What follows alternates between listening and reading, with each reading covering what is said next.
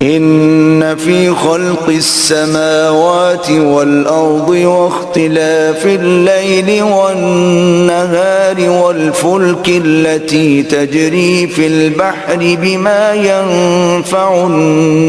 الناس وما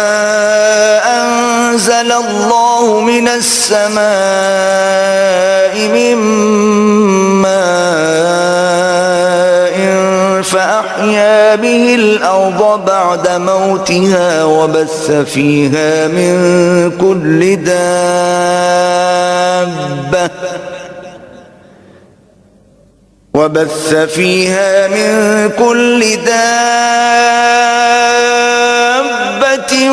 وتصريف الرياح والسحاب المسخر بين السماء والأرض لآيات لقوم يعقلون۔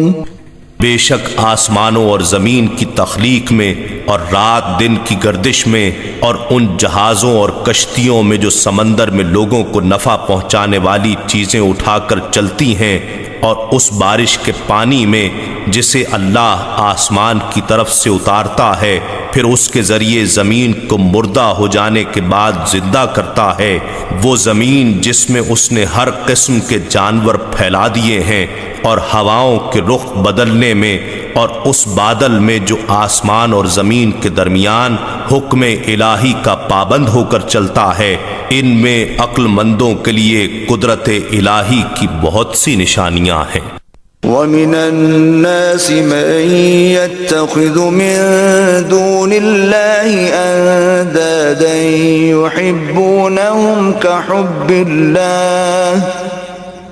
وَالَّذِينَ آمَنُوا أَشَدُّ حُبًّا لِلَّهِ وَلَوْ يَرَى الَّذِينَ ظَلَمُوا إِذْ يَرَوْنَ الْعَذَابَ أَنَّ الْقُوَّةَ لِلَّهِ جَمِيعًا وَأَنَّ اللَّهَ شَدِيدُ الْعَذَابِ۔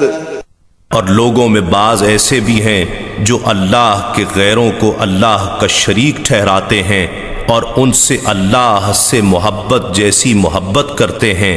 اور جو لوگ ایمان والے ہیں وہ ہر ایک سے بڑھ کر اللہ سے بہت ہی زیادہ محبت کرتے ہیں۔ اور اگر یہ ظالم لوگ اس وقت کو دیکھ لیں جب اخروی عذاب ان کی آنکھوں کے سامنے ہوگا تو جان لیں کہ ساری قوتوں کا مالک اللہ ہے اور بے شک اللہ سخت عذاب دینے والا ہے۔